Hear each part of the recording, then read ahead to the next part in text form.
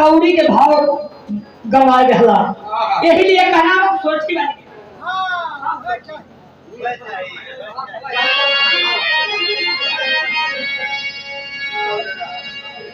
अरे हीरा जन्मवा है पवला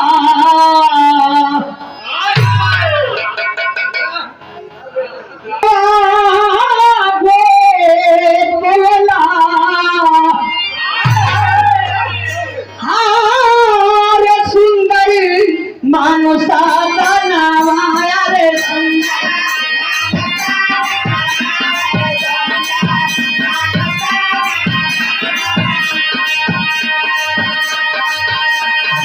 बबुआ नाहक में हो गावावे, बबुआ नाहक में हो गावावे, लाभे तारन रे जी।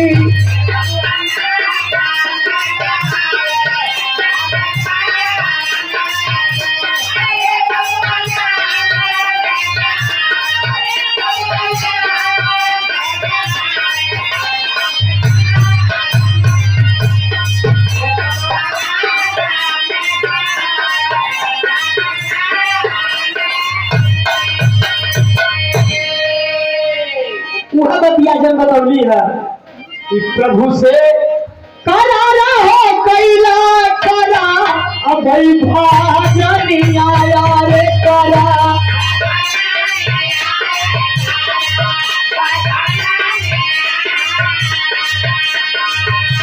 अरे बबुआ दारू में गैला, बबुआ दारू में गैला अधूरा जी।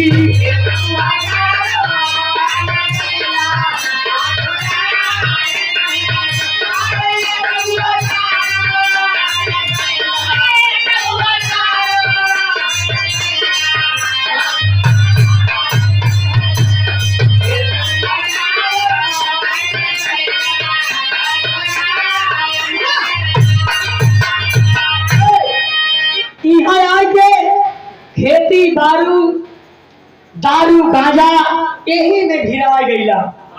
परमेश्वर माने कुछ ना, लेकिन हम 101% का गारंटी दे कि जब ले परमेश्वर के ना जन्मा तब ले 84 वाला फंदा कटी ओटी। अगर होश में ना लेबा तो बेहोश में तुहन लेवे के पड़ी। जौने दिनवा खटियावा पर जब लौट जेबा ना तब पैर जब थक जाई तो कहबा कि हे प्रभु कहिया ले चलबा। तो जब भी कहबा कि प्रभु कहिया ले चलबा तो प्रभु भी कहिए कि बेटा कई वादा कैला लेकिन कोनो पर तू तुलला उलला ना। बहुत मजा लेला तब भाई सुना कहना बा।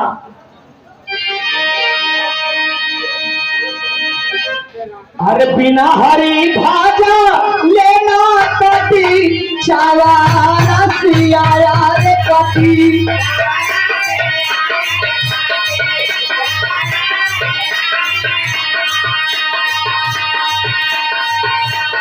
ए बबुआ गुरु जी के गैला, ए बबुआ गुरु जी के गैला तू भूलाई रे जी।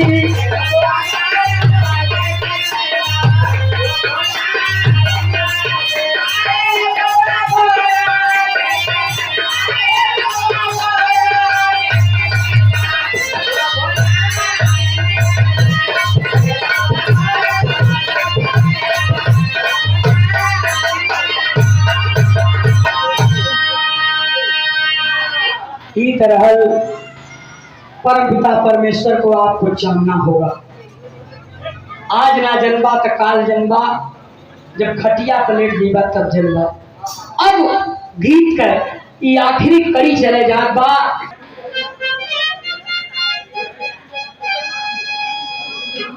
देखा ये बाबू, ये शरीर से प्राण जब निकल जाला, जैसे मौसी जब शरीर छोड़ देले हुई हैं तो वो समय परिवार के लोग दरवाजे पर सुला करके आंसू बहावत रही है। लेकिन हे बाबू वो समय देखा कवन ब्याह सबके याद आवेले। सब अपने अपने जगह खड़ा होला, लेकिन के कौन बात याद अवेले कभी जी बताओ तुमन कैसे। एक उदाहरण के तौर पर हम बताओ थे, जैसे कौनो जवान बेटा अगर मरल हो, वो बाप के दिल पका गुजरी, तो बाबू जी का सोची हैं, कवि जी लिखत हो, हर सिरवा पकड़ के हो बाबू जी,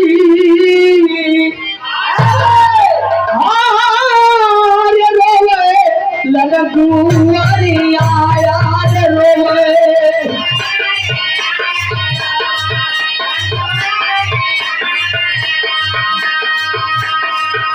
अरे बेटवा तू काला हो कमरिया, ये बेटवा तू काली हो कमरिया, अब मार हुए जी।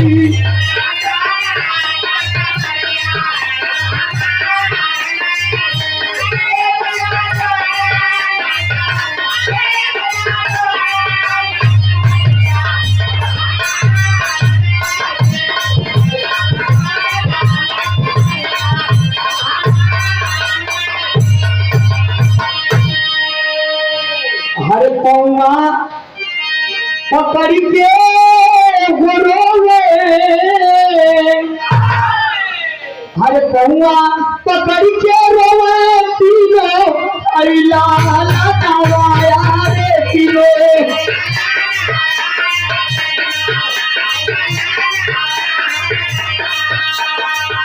अरे बबुआ साथे रोवे पूरा, बबुआ साथे रोवे पूरा परिवार जी।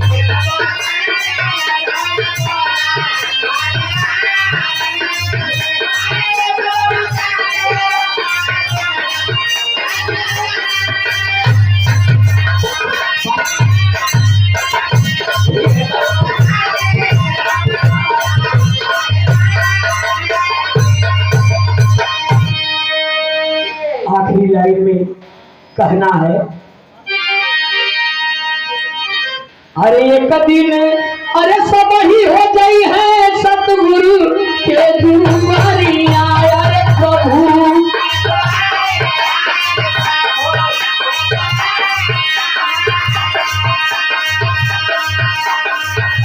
अरे बबुआ चली नाही तोहरो, बबुआ चली नाही तोहरो चतुराई जी।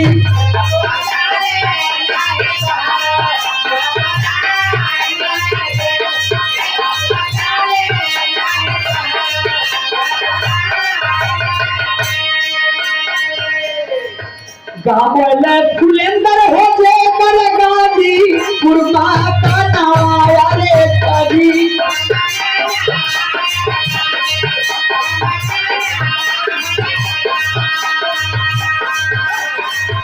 गावल फुलेंदर हो जे बरगाजी, पुरना का नवाया रे गाजी, पुरना का नवाए।